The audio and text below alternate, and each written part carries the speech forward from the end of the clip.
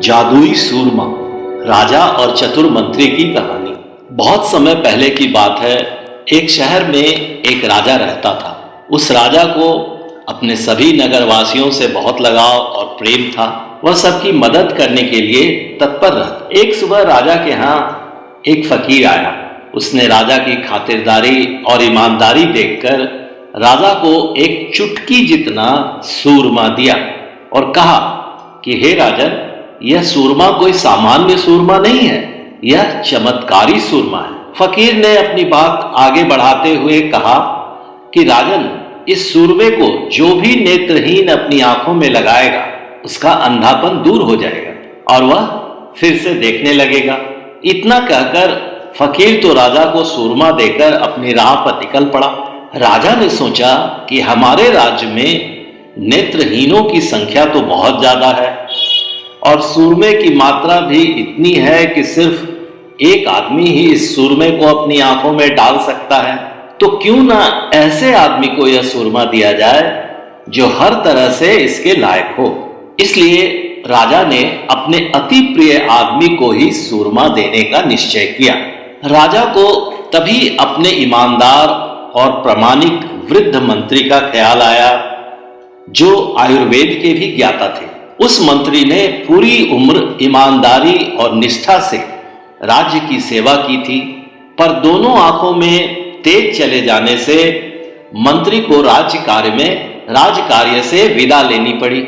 अभी तक राजा को उस मंत्री की कमी हमेशा महसूस होती थी। राजा ने सोचा कि यदि मंत्री की रोशनी वापस आ जाए तो फिर से राज्य को मंत्री की सही और अनुभव भरी सेवा मिल सकती है।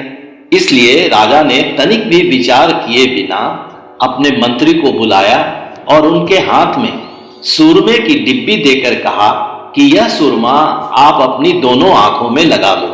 यह चमत्कारी सूरमा है, इसको आंखों में लगाने से आपकी दृष्टि वापस आ जाएगी। पर यह सूरमा इतना ही है कि इसे सिर्फ 2 आंखों में ही लगा सकते। मंत्री ने अपनी एक आंख में सूरमा डाला और उस आंख की रोशनी वापस लौट आई। उसके बाद बाकी बचे सूरमे को मंत्री ने अपनी जीभ पर रख दिया। सब लोगों ने सोचा कि मंत्री पागल हो गया है और राजा ने भी उससे कहा कि मंत्री जी, यह आपने क्या किया?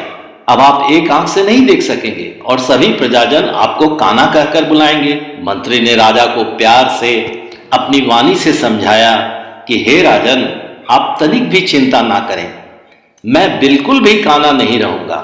मेरी दोनों आंखों की रोशनी वापस आ जाएगी। इससे ज्यादा मैं सभी नेत्रहीनों को भी रोशनी दे सकूंगा।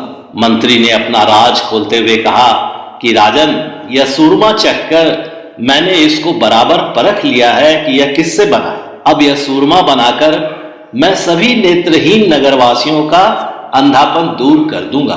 मंत्री की यह बात सुनकर राजा प्रसन्न हो गए और मंत्री को कहा, यह मेरा और इन नगरवासियों का सौभाग्य है जो हमें आपके जैसा राजमंत्री मिला है, जो केवल अपना न सोचकर सभी का ख्याल रखता है। इस कहानी से हमें सीख मिलती है कि लीडर और मंत्री एक बराबर होते हैं। दोनों को अपने अंडर में काम करने वाले आदमियों के बारे में सोचना चाहिए। अपनी सोच को सिर्फ अपने तक न रखकर सभी को उसका लाभ मिले, ऐसा कोई कार्य करो। जो अपने अनुभव और अपनी सोच को सही काम में लगाता है, सही मायने में वही लीडर कहलाने के लायक होता है। अपने अनुभव को सही जगह पर इस्तेमाल करना सीख गए तो सफलता बहुत जल्द आपके कदम चूमेगी। आशा करता हूं ये छोटी सी कहानी आपको जरूर पसंद आई होगी। इस कहानी पर आपकी क्या राय है, हमें कमेंट करके जरूर बताइए। कहानी पसंद आई हो तो लाइक और शेयर करना बिल्कुल भी ना भूलिए। चैनल पर नए हैं तो चैनल को सब्सक्राइब जरूर कीजिए। आपका कहानी सुनने के लिए बहुत बहुत धन्यवाद।